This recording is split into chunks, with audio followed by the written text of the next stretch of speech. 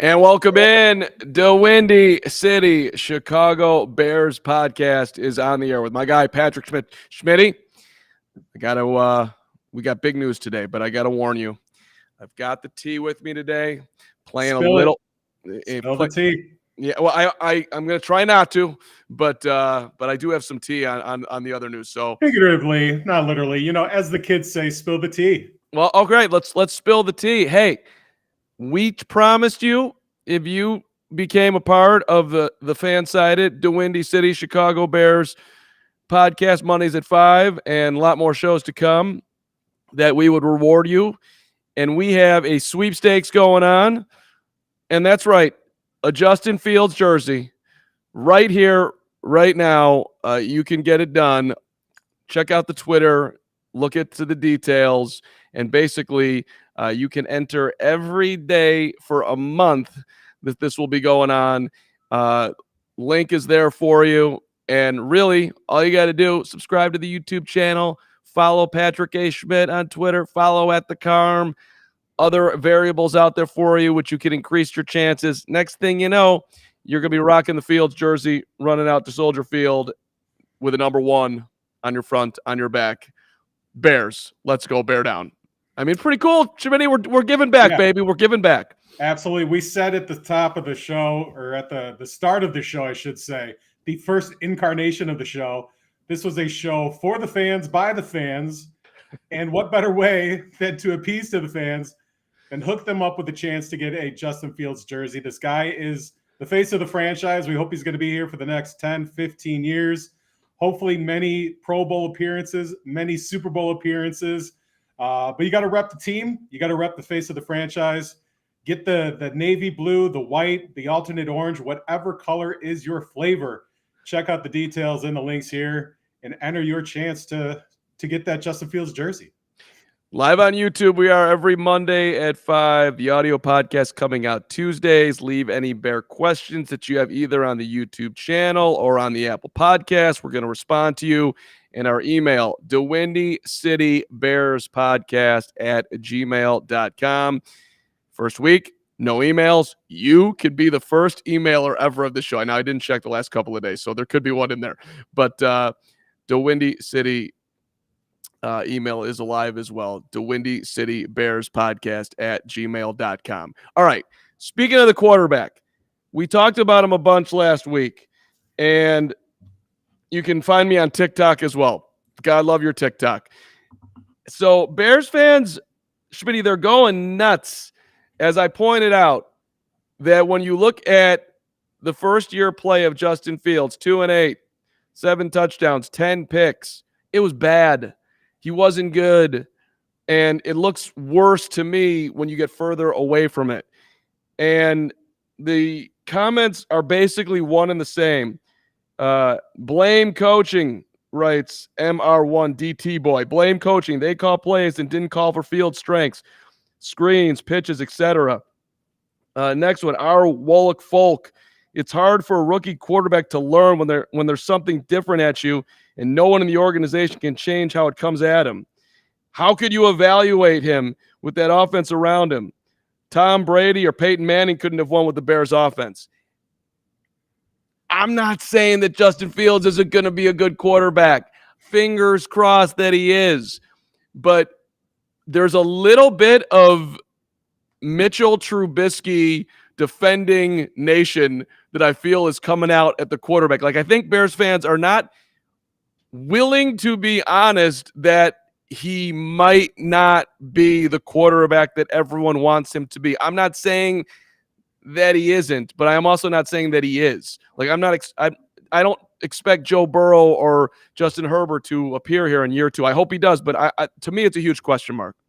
All right, I'm gonna keep it 100, like the kids say. I'm not gonna lie. I'm not gonna sugarcoat things. I think he could have been better.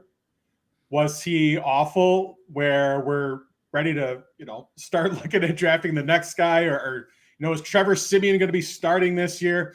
No, I think it's way too soon to kind of give up. I think obviously the optimism is there, and I think all those points you just said from the commenters, yeah, this coaching staff stunk.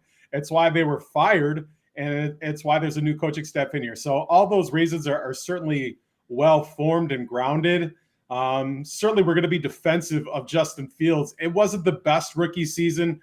He could have been better. Look what Mac Jones did. He certainly had a better year, but he had Josh McDaniels calling plays for him in the under the best head coach of all time. So there's certainly some built-in excuses for Justin Fields why he didn't light it up last year. But you hope that this year we start to see a lot of those things that we saw the last couple of years at Ohio State, and start to put that into motion here.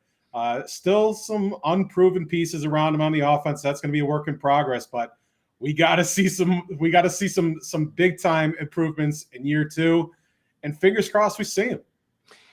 Matt, congratulations. I see you in the chat, by the way, saying done. I believe you are our first enterer into the contest. You made history, Matt. Congratulations. He's ready to call the sweepstakes now. He's got a 100% chance to get that Fields jersey.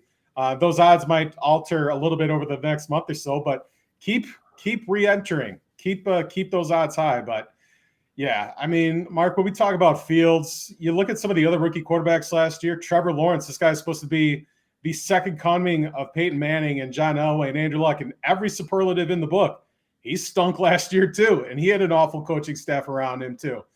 Zach Wilson, he was terrible for the Jets last year. Trey Lance didn't even see the field last year for the 49ers. So Mac Jones, he was really the only rookie quarterback among those 5 first-rounders that did anything. So like Lawrence, like Fields, I'm expecting a big season 2, a big sophomore surge from both those guys, especially with Fields, especially with this new coaching staff.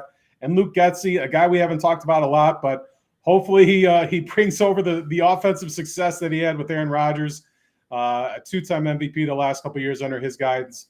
Hopefully we see some of that production this year and moving forward. So you just teed up 2 things that I want to talk about today.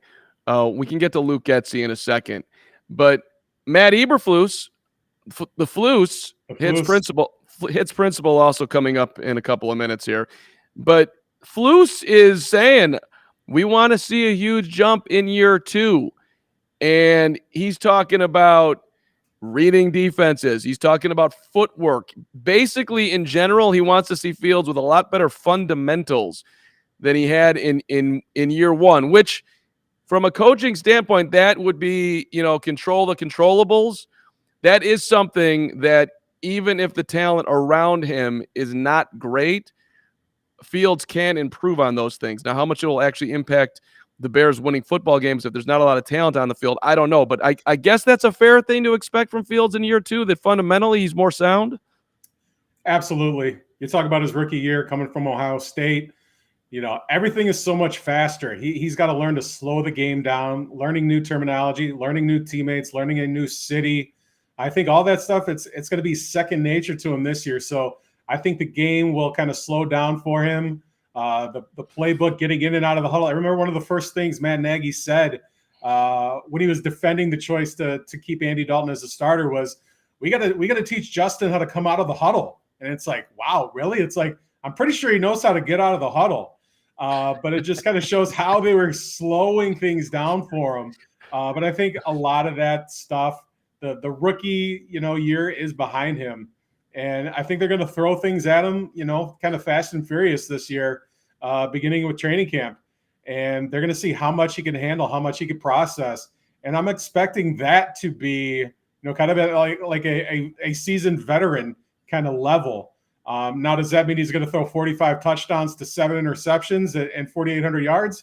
No, let's take things slowly here. But I think, like you said, control the controllables, the fundamentals, how you approach the game, his film study, a lot of those intangibles, I think it's going to be really ratcheted up. So you're also our college football expert, and you mentioned Ohio State a couple of seconds ago. And so some people have been saying to me, and I've just seen the conversation, well, how many quarterbacks from Ohio State have ever been good? Like, those were the negative comments in the Fields thing. And, you Google great Ohio State quarterbacks in the NFL, no one's popping up here, Patrick Schmidt. I don't know if it matters. I don't think it does. It doesn't. Can I just hop in right there? I don't like that argument, and I heard it. It's like, oh, Justin Fields isn't going to be good because he went to Ohio State. It's like, okay, well, what if he went to Texas Tech? How many great Texas Tech quarterbacks were there before Patrick Mahomes? None. Like, how many great Clemson quarterbacks were there before Deshaun Watson? None. It's like there's always none until there's one. It's like, should the Bears have drafted whoever, Tyler Bray? He came out of Tennessee. Well, why wasn't he as good as Peyton Manning? How come Davis Mills wasn't as good as Andrew Luck or John Elway? So, I hear that coaching staff, Aaron Rodgers. How come, there were no great Cal quarterbacks or no great Jeff Tedford quarterbacks until Aaron Rodgers? So there's never anyone until there's one. Let's see if Justin Fields can be that trend breaker. Hey, listen, let's break some trends and let's get some help to get him there, Schmitty. You mentioned Luke Getsy, and by the way, the owners' meetings happen. So these are all things that fall under what do we learn at the owners' meetings, and we learned some. We didn't really learn anything about Michael McCaskey, but George McCaskey. Excuse me, didn't mean to bring up Michael. Wow, flashback. That was bad. George, you're going to be on blast in a second here, but hey, listen. There was a really nice comment coming through that got me excited about Luke Getsy. And maybe I shouldn't be so excited by his former coaching teammate in Green Bay, Nathaniel Hackett, now the head coach of your Denver Broncos. But he's like, he was stopped, I guess, somewhere by Dan Wiederer. And the dude's like, oh, Getsy. He connects. He's innovative. He's everything you want in your offensive coordinator. I'm buying in, man. The dude. So I like guys that are able to talk to people. That's part of the game nowadays. Yeah, and it kind of seems like there's been a lot of overwhelming and external support. Of Getsy, of Eberflus, of Poles, of this whole kind of new brain trust going on here. Not just people affiliated with the Bears or inside Hallis Hall. A lot of people just raving about these guys, their work ethic, their experience, how they go about things. So you have to trust in them. They're not the ones making the decision, like the McCaskey family and whatnot. But there's been a lot of positive reviews, and we just got to see it put into play. We've seen a little bit of it with their approach to free agency. We'll see it over the next few weeks with guys they bring in for draft workouts and how they go about the draft. And then in training camp, this is all, it's all like fluff, right now, because we don't have games, we don't have practices, but we want to believe, we want to buy in. Like we were saying with Justin Fields at the beginning, it's like we're ignoring all the red flags, and it's all positive. It's all the optimism. It's all the best case scenario, and we'll worry about any red flags later on. I mean, let me just ask you this, Schmitty, and I mean this in the most complimentary way to Mr. Hackett. Do you think he was drunk? Oh, man, exclamation point. Chicago got one of the greatest of all time. Of all time. He called Getsy a GOAT. Amazing person, first and foremost. Bright, driven, terrific coach. And then more. We went through so many ups and downs. We had lots of ups in Green Bay the last 3 years, don't get me wrong, but just the process of learning a system and then how we had to take a system and adjust it to Matt's vision, Matt LaFleur's talking about, add in some stuff, put in Aaron's preferences. Luke was such an incredible communicator. His understanding of the game was obvious. Now, he doesn't sound, in reading it, that he was drunk, but when you're calling the dude a GOAT, I do wonder if he had a couple of whiskeys. That's probably the only thing I would push back on. Like, okay, come on. We know he's your former colleague. You guys had a great working relationship. His success under you helped you get this job with the Broncos, and you're happy to see his success now getting the job with the Bears. But everything outside of greatest of all time or one of the greatest of all time, like I'm loving it. I'm loving what I'm hearing. I'm loving the enthusiasm. And I hope he's 100% right. I don't think he was drunk. If we hooked him up to a breathalyzer, I'm sure he'd be good enough to drive. But man, I love to hear it. This is like, okay, let's do it. This is the guy with the keys to the franchise, basically. And I'm sure Justin Fields is loving to hear that too. Right. Could be the most important dude going. You're the guy that's going to spend the most time with the quarterback. I'm sure Flus is going to show up with his hits principle at some point. I'll talk about that in a second, but like, this is the dude. I'll just read one more. It's just, this is amazing. He's a natural people person, and it's because he genuinely cares. I love that. That's my style too. I watched him grow in this profession. So much of it sparked by how much he cares, how much he cares about the players, how much he cares about the coaches. You feel that. dude. Like, We got some caring going on here. I kind of got like goosebumps going right now. I want to roll up the sleeves here, but like I think the hairs are sticking up off my arm here. Like I'm ready. Like, is there a game on Sunday? Like, can we do it? Let's go. Let's go. Okay, Hackett, you're the man. You're all Luke Getzey all the time. If I ever need to get a new job, like I am coming out to Nathaniel Hackett and be like, dude, can you endorse me on LinkedIn like you did Luke Getzey? Because like I don't think you could write a more glowing review than that. I mean, he really he's doing a hell of a job. All right, let's go to Eberflus. Did you know the M&M principle? Do you know what it means? Because I'm like peanut or plain or the peanut butter. I gotta go with peanut butter. Peanut butter is my M&M principle. So he was this was he said this is what he says. It's the M&M principle. I'm reading. I'm like M&M, another principle. What do we got here? It's not another acronym. It's not another acronym, but I'm thinking about making T-shirts. M&M for his offensive lineman, his defensive lineman. He wants them to have a high motor. He wants them to be mean with the motor. So I saw the look right there. I love it.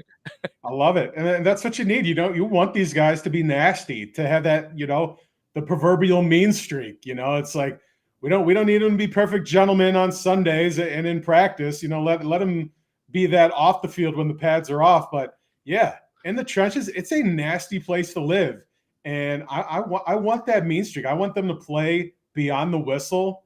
I want that nastiness. I want people to hate having to play the Bears on Sunday because they have to deal with, Tevin Jenkins and Larry Borum. I want these guys to be like, I want them to be like assholes on the field, like be like menacing pricks, for lack of a better term, like just be absolutely dreadful to play against. Let's go Raiders, Steelers of the 70s.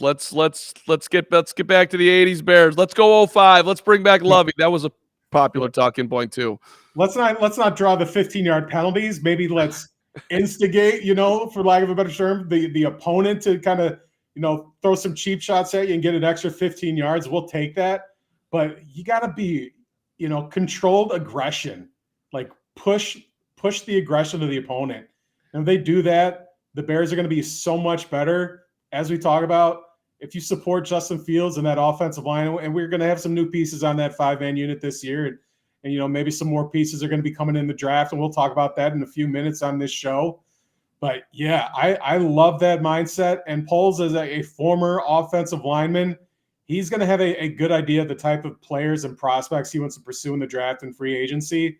So I think we're going to see a good indication of the type of offensive line we're going to see here in the future here, especially if he uses a pick or two, which he should on an offensive lineman in the draft. So trivia for you right now. I can't wait to hear you talking about the offensive line, by the way, and who we're picking in the second round, because I know Patrick. I can smell it right now. We're gonna spill more tea later on. Yeah. Do you have the hits principle memorized? Because I got to be honest, I had to look it back up today. Do you have it memorized? Oh man, I do. Gosh, it's like high intensity something. I can't quite remember. Anybody in the chat, if you get this right, I will advance you somehow in the sweepstakes for the Fields jersey. I don't know if I have that power. H does not stand for high. It stands for 3, 2, 1. It stands for hustle. The H. Okay. I was going to say heart. This is important. We have to get Chicago in on the hits principle. The H stands for hustle. What? Is the I intensity? The I is intensity. That is correct. We got hustle, intensity. Now, and we got 2 T's here. A number of different ways here. No, well, it is okay. If I might have it wrong, no, it's just only 1 T and 1 S. Okay. Tenacity, toughness. So it's 4 words. T. It's related to his swarming to the ball. I'll answer. Taking the ball away. That's what Flus likes to take the ball away, which for the record, his Colts teams last year, 33 takeaways, second in the NFL. He was 5th in 2020 with 25. He was tied for 10th in 19 with 23, tied for 10th in 18 with 26. So they have been doing this at least top 10 for the last 4 years. There's some actual backing up of this hits principle. But so good job, Flus. The S, I'll just give it, means being situationally smart. Okay. It's a little challenging, but so his philosophy basically is that he can get these dudes in a room and tell you this is our philosophy, and we're going to hold you to it, and we're going to grade you on loafs. He wants 7 dudes to the football. Just in case the football comes out, we have a greater chance of picking up the football. And if you're loafing on the play, you're going to get called out in a meeting. There you are. There's your grade. And we're going to take a C player and turn him into a B player, and a B player to an A- player. Do we believe this is possible? That you basically can elevate the guys that the Bears are going after on 1-year deals and saying, hey, you're going to get in this room, and that's what we're going to do. We're going to bring you up. Yeah, I mean, that's why Eberflus is paid the millions of dollars, right? It's to instill these principles, instill this philosophy, and elevate the talent that Poles is bringing in. So, yeah, absolutely. It better. If it doesn't, we got problems. But, yeah, I think it's a great mindset. And I love that. I remember hearing about the loafing after he was hired, and I love it. It's kind of like, kind of high school-ish, where it's like you're watching the film study and you get called out because – you're taking plays off or whatever, but I love that. Let's get everybody flying to the ball. It's that old Lovie Smith thing where they're going to win with takeaways. So if they can do that, obviously we know how beneficial takeaways can be for a below average offense, which is probably what we're going to have this year. So you get some of those short fields. It helps the offense. So yeah, hustle, intensity, takeaways, smart. If the Bears defense can play that hits, play the greatest hits, I think it's probably got to be like a +2 to 3, win factor here to elevate that. We know Roquan Smith is going to be a stud. Maybe Eddie Jackson can get back to that level of play we saw a few years ago, where he was one of the top ball hawks in the NFL. We haven't seen that of late. We've seen him, awful tackling, some piss poor effort. Hopefully we see Eddie Jackson kind of return to form, and we'll see. We know Robert Quinn. He's at least going to be here.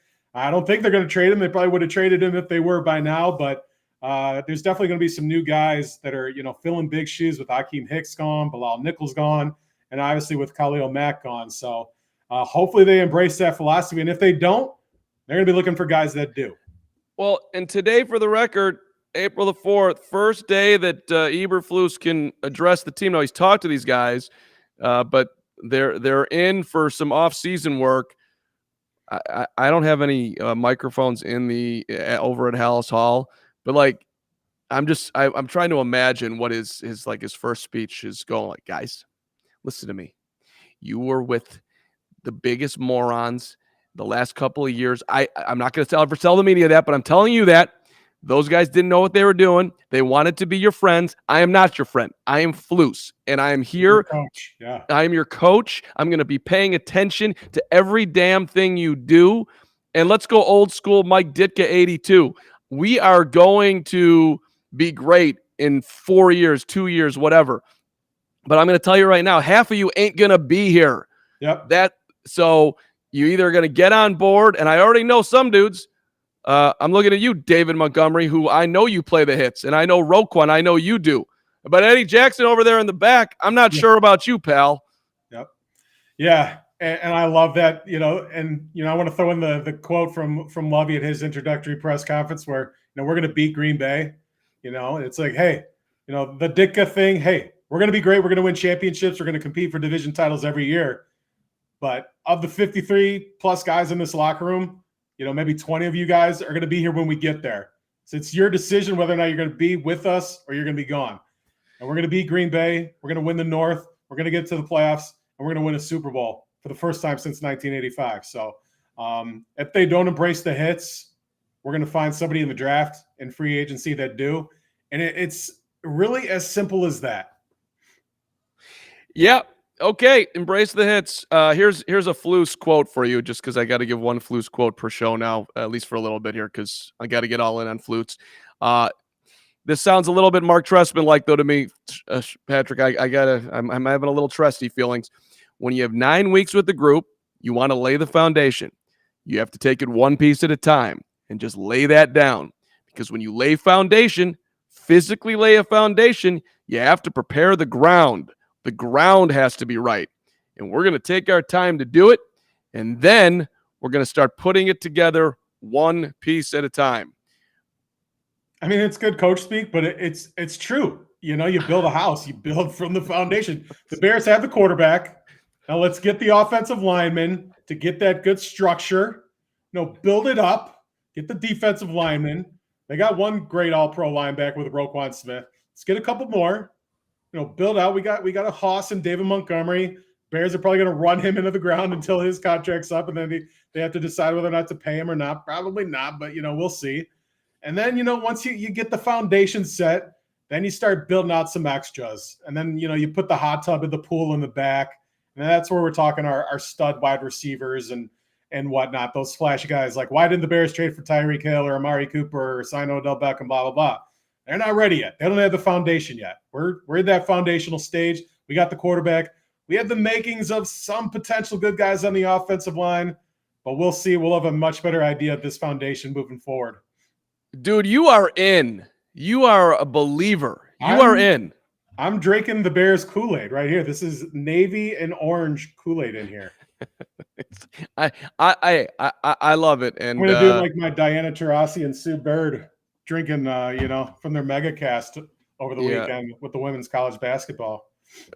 Hey, congratulations to South Carolina, huge win, and good luck to I don't even know tonight. I don't have a rooting interest at all. But all right, let's. I want to get to George McCaskey in a little bit, but you just got me excited, and I got to plug in this computer, so double entendre here, Schmitty.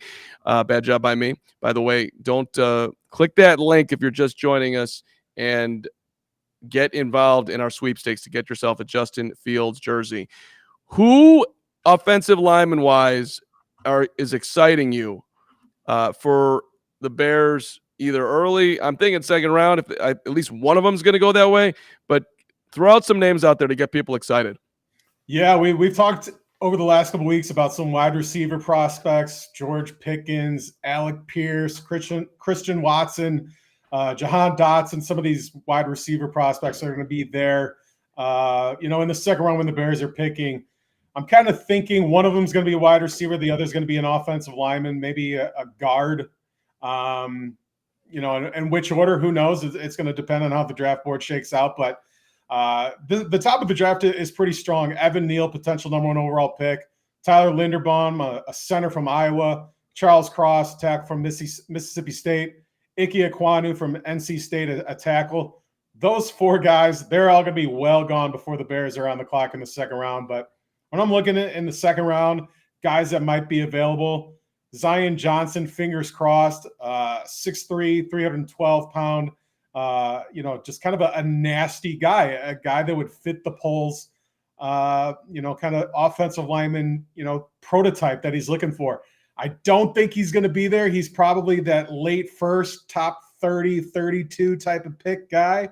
But if he's available for the Bears' first pick in the second round, it might be tough to pass him up, depending on what other wide receivers are on the board. But he'd be one guy I'm looking at. Another guy I'm looking at is Kenyon Green, another offensive lineman from Texas A&M.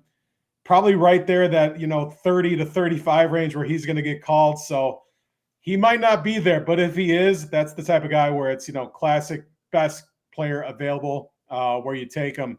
Beyond that, though, guys that are probably a little bit more realistic to fall to the Bears. Trevor Penning from Northern Iowa. This dude is huge, and he's on the freakishly athletic scale.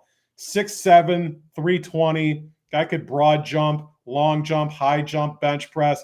Everything you want in an offensive lineman, this guy does it. Smaller school, but I don't think you need to be worried about his level of competition or what he's played. This guy's been a stud everywhere he's played, and really kind of acing the pre-draft process.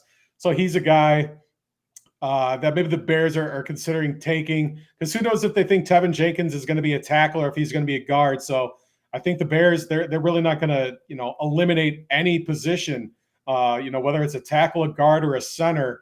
And especially if a guy's got positional versatility, they're probably going to be a little bit more inclined to take him. So Trevor Penning, probably a little bit more likely than Zion Johnson, Kenyon Green.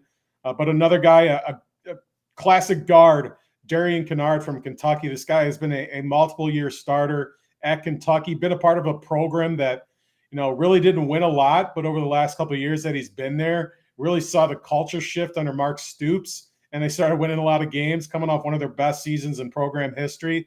So that's one of those guys that you really love to add to a locker room, especially for a Bears locker room that, they're trying to build something here, and he just came from a program where they really built something special. So he's a guy, kind of a road grader type of guy, a mauler, another guy that fits that Poles, prototype. 6'5", about 3 1/4, just a beast. So I think those are two guys that probably fit more likely in the second round. If they don't draft an offensive lineman in the second round, I think the chances of success are a little bit more difficult. Larry Borum was kind of a find in the 5th round last year, but it's tough to find offensive line starters when you don't draft them early. So if I had to bet on it, I would put money that, of the Bears' second round picks, one is going to be a pass catcher, a wide receiver, and the other is going to be an offensive lineman, whether it's a tackle or a guard. So shout out to the competition, good old SB Nation. But there was an interesting guy they put in their Bears 6th round mock, which, by the way, we're going to do our own form of the mock draft leading up on the pod coming up here in our next couple of shows. So looking forward to that. But this dude seems interesting to me. I don't know how much you know about a Matt Waletzko, North Dakota. Dude's got a 7'2" wingspan, 312 pounds. He's 6'8". They've got him in the 6th round. Have you ever heard of this guy? Is this a legit report?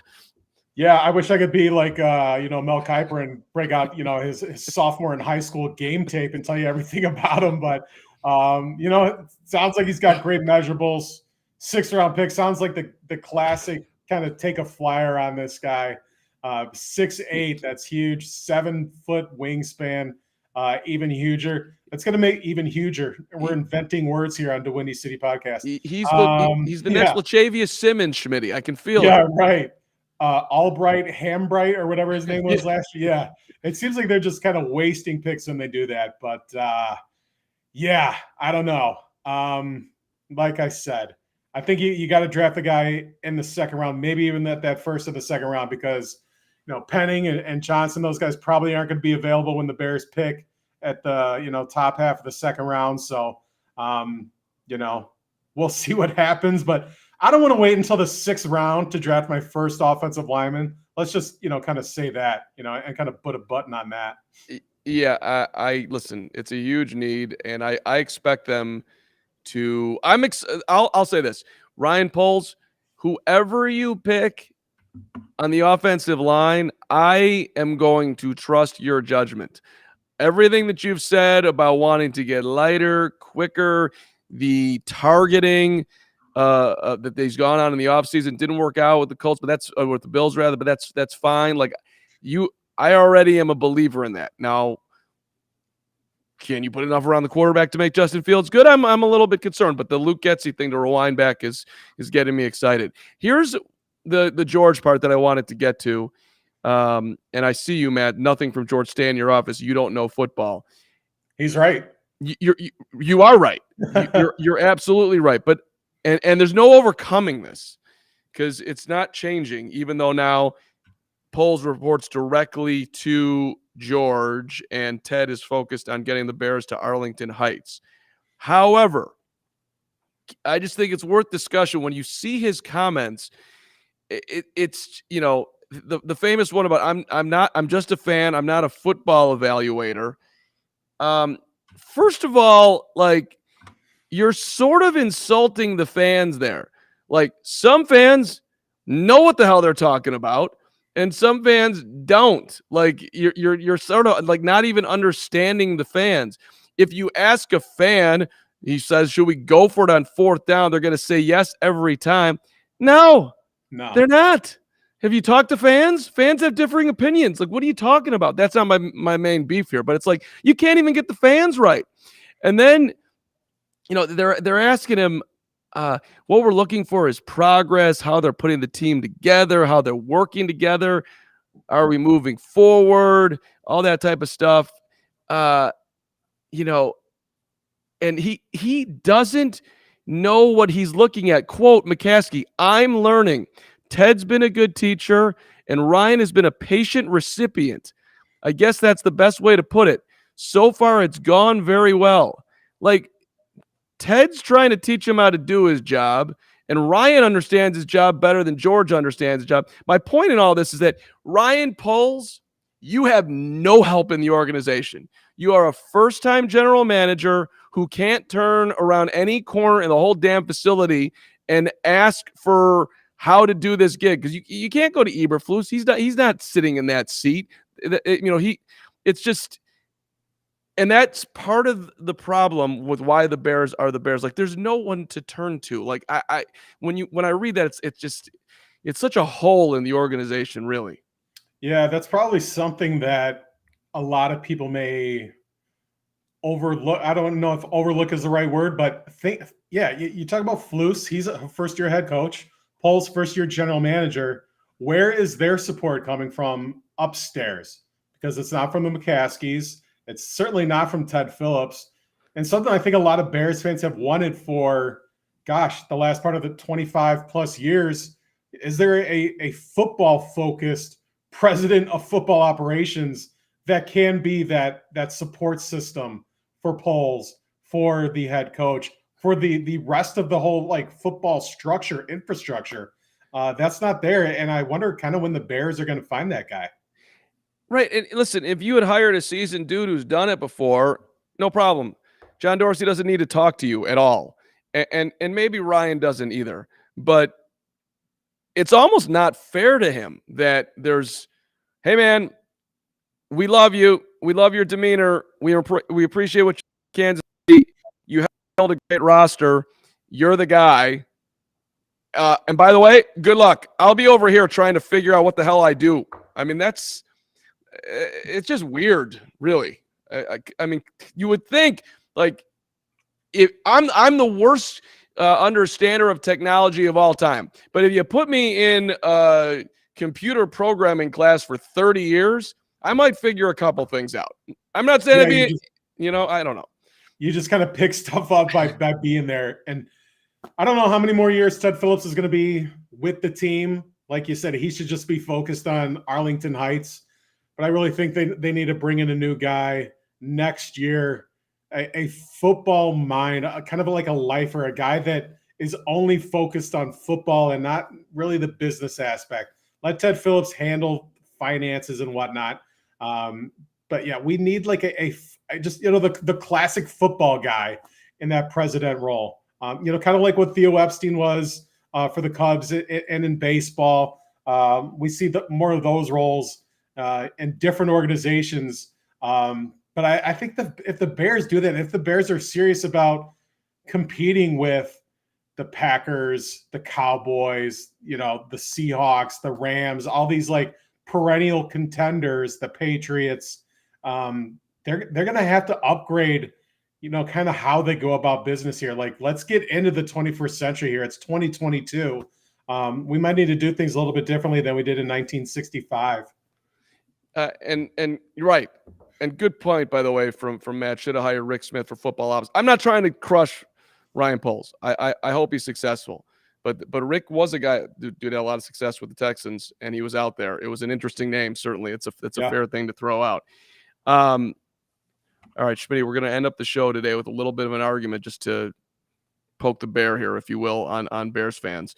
His name is Devin Hester, and he's yet to be enshrined in Canton, Ohio.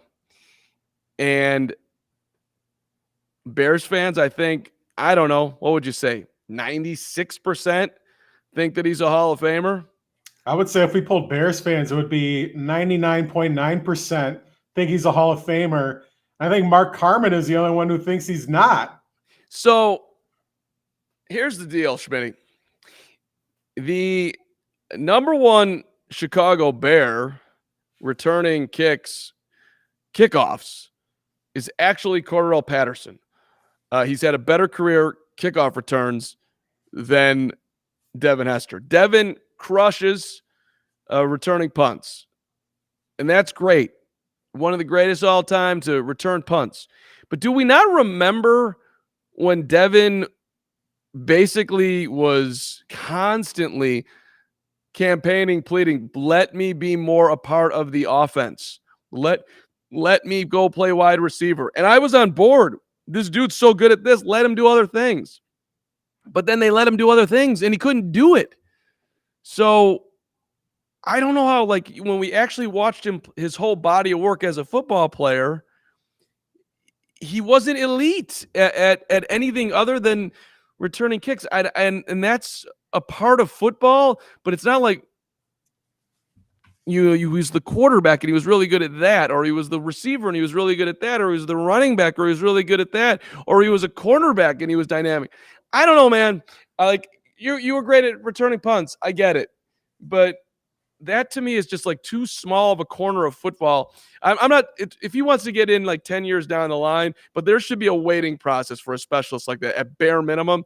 And so I just feel like, you know what, if Devin doesn't get in, like I get it. He was a specialist, and specialists are not like lock Hall of Famers in my mind.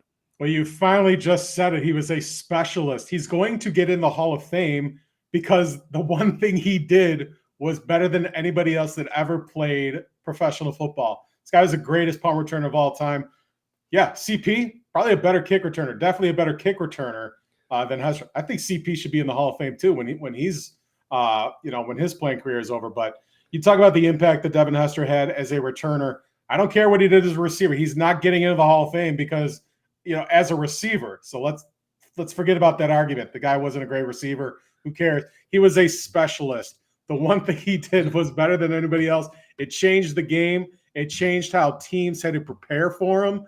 Tony Dungy in that Super Bowl, all week they're saying, we can't kick to Devin Hester. Then they kicked to Devin Hester, and he ran the kickback. So many times that happened where he gave the Bears such favorable field position. If Devin Hester isn't on that team, there's no chance the Bears get to a Super Bowl. But yeah, we saw Devin Hester get really close. He was on the short list for the finalists, didn't make the final cut. I think he's probably going to get in either next year or the year after that. To get this far, that kind of shows you that the NFL Hall of Fame voters are a little bit smarter and a little bit more in line with what we're thinking than what Carm is thinking. And I hear it. And Carm, you're not alone in thinking that Hester isn't a Hall of Famer.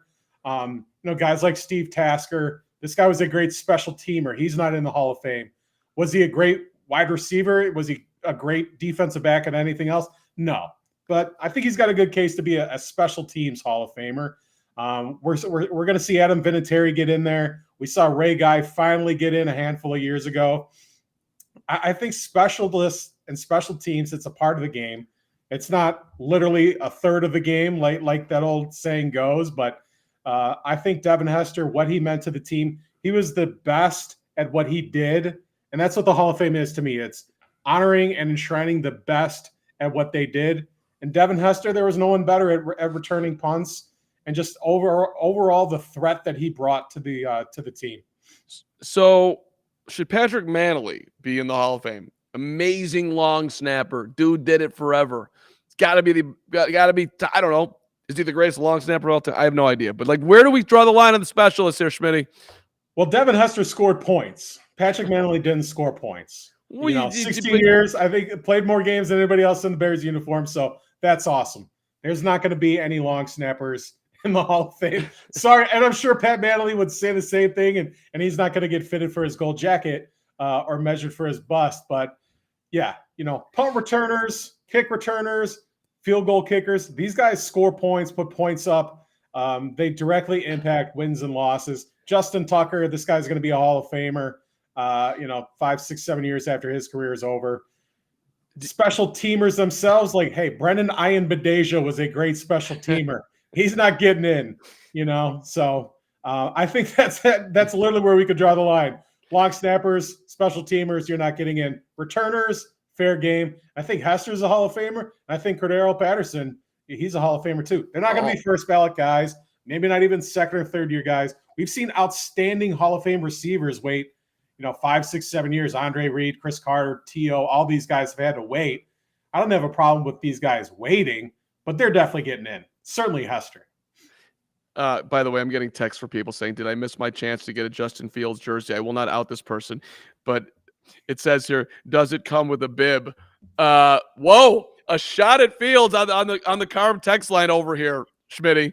I don't know how to interpret that. What does that even mean? I think that people are, I don't know, perhaps there was some reaction to Fields talking about how he did not like how he was supported in the Cleveland game. He was spitting facts with that too. That game plan was shit, and we all knew it. Sacked 9,000 times, and we all knew it. Call a design run for the quarterback. Run the football.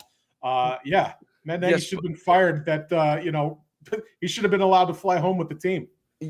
Agreed. And though, like, dude, you're going into your second year. You don't need to be having that conversation with anybody that it can actually make its way to the World Wide Web, right? I mean, that's not. He's not wrong though. He's not. No, listen, Matt Nagy did a straight awful job, and the Bears as an organization did a terrible job. The whole way they went about developing Justin Fields, which should have been the only thing that they cared about, and yet somehow it's just amazing. Truly incredible. Hey, if we want to save our jobs, we got to make this guy really good. And somehow if that happens, we're going to win games. So what does he do well? And how can we, in a rookie campaign, underline that to the best of our abilities so we can stay here and not go off to back to Kansas City and to Atlanta? But, when you're not good at your job, you're not good at your job. And it didn't work out. So, hey, all right. But yeah, long story short, you got another month to enter the Justin Fields sweepstakes to get your jersey. So do that. Follow the Windy City. Follow the links here in the chat on the YouTube video. Follow at the Carm, at Patrick A. Schmidt, and keep, you got to you can update, you can enter every day. So do it. Increase your odds. Yep. We appreciate you being an early adapter, subscriber, contributor to the Windy City Chicago Bears podcast on YouTube every Monday at 5. The audio is coming out at 9:00 in the morning tomorrow. So if you do put a review on the Apple, we're checking all to make you a part of the show. Matt, thanks for all the chats today. We appreciate it.